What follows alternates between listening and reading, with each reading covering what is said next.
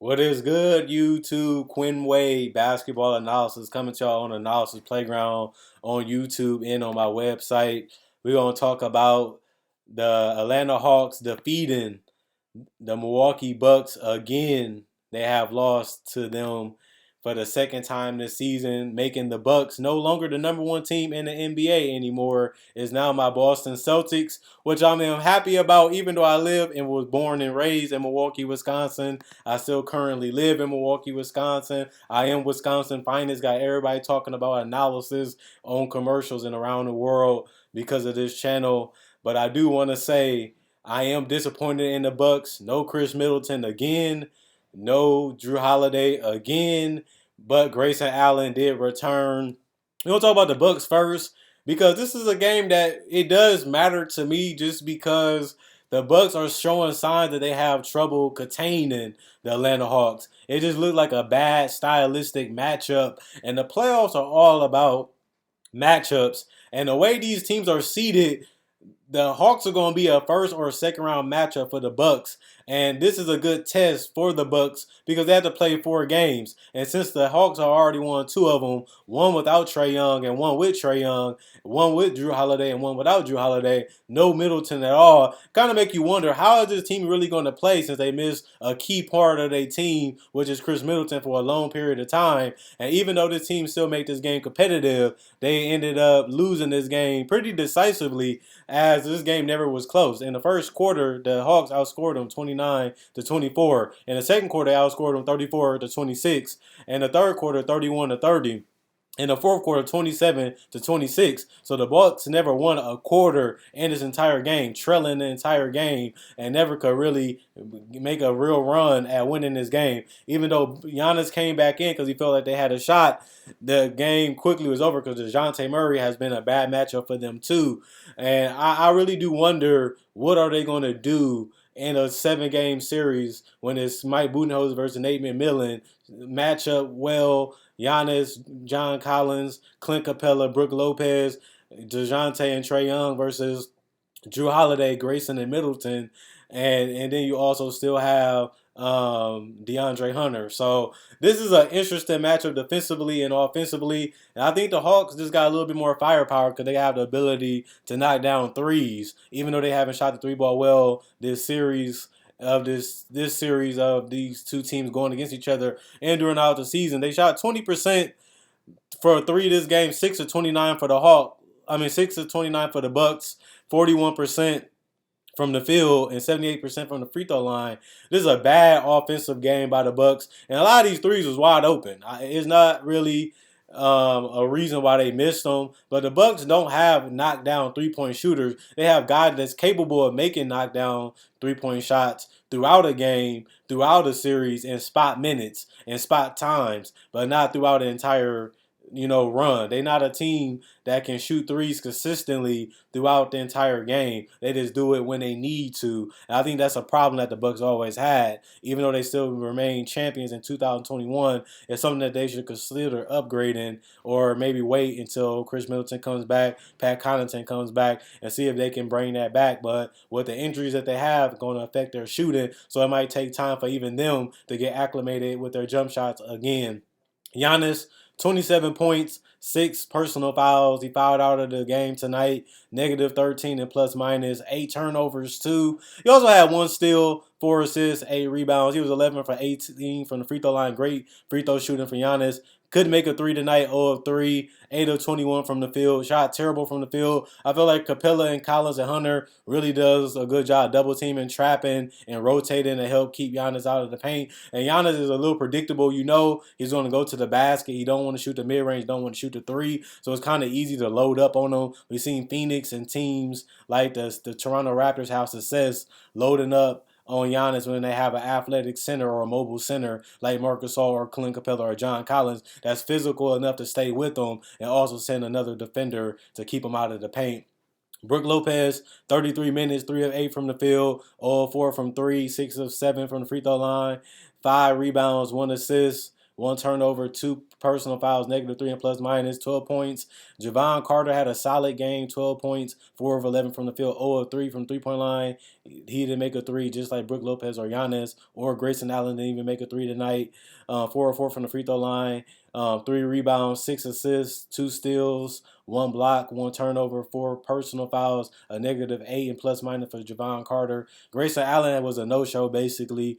10 minutes, he only had 2 points, and it was basically because of free throws. No field goals made, no 3 points made, 1 rebound, 1 steal, -6 and plus minus. Marjan Beauchamp again, 34 minutes, 7 of 9 from the field, 3 of 4 from three, which was great. He shot the ball well from mid range and shot the ball well from three tonight. Like I said, once his mid range and his three develops more, he'll be able to be the best starting shooting guard that they have available. And it's because of his athleticism. He can get out in transition, get layups and dunks. He can also be a great cutter. But once his mid-range and his three develop into something that's consistent, he can be the best shooting guard that they have. And he also is a guy that has the length and the size to be a guy that can play multiple positions and be switchable. And I think that's why his upside was so high in the draft and why I had him in the lottery. And that's why I feel like he was a steal for the Bucks. He also had 8 rebounds, 1 assist, 1 block, 2 turnovers, 2 personal fouls, -14 and plus minus, 20 points, which was huge. I think that's a career high for him, or one of his career highs. Steve Mikhailuk, 2 points, 1 assist, 1 of 1 from the field. That's it. Serge Ibaka, 5 points, -8 and plus minus, 2 personal fouls, 3 rebounds, 1 of 2 from three, 2 of 3 from the field. Bobby Portis, another big double-double game off the bench. In 23 minutes, he had 14 points, 10 rebounds, but he did have 5 personal fouls and 1 turnover, 2 of 3 from the field, 0 of 5 from three, 6 of 15 from the field. Thanasis played 2 minutes again, zeros across the board for him. Jordan had 21 minutes, 3 of 8 from the field, 2 of 6 from the three-point line, 2 of 2 from the free throw line. He had 5 rebounds and 3 assists, 10 points, was a -8 and plus minus, 4 personal fouls. Also, George Hill's 2 points, -3 and plus minus, 2 turnovers, 1 block, 3 assists, 0 points scored from the field, only 2 of 2 from the free throw line, 0 from three. And Wesley Matthews, 0 of 3 from the field, 0 of 2 from three, a -12 and plus minus, 1 personal foul. And like I said, they shot 41% from the field, 20% from three, and 78% from the free throw line. And the Hawks, they got up for tonight. They had the tempo, they had the pace, and they had the ball movement. John Collins, 16 points, plus 13 and plus minus, 4 personal fouls, 1 turnover, 1 block, 1 steal, 9 rebounds, 3 of 3 from the free throw line, 1 of 5 from three, 6 of 15 from the field in 33 minutes. DeAndre Hunter had another solid game, really huge in this game, defensively and offensively, showing his two-way prowess tonight. 24 points, plus 10 and plus minus, 3 personal fouls, 1 turnover, 2 assists, 3 rebounds, 10 of 10 from the free throw line, 2 of 3 from the three-point line, 6 of 15 from the field. Clint Capella, 9 of 11 from the field, 1 of 4 from the free throw line, but he did have 10 rebounds and 19 points, 2 assists, 2 blocks, 1 turnover, 2 personal fouls, plus 14 and plus minus. Trae Young, 21 and 9, plus 10 and plus minus.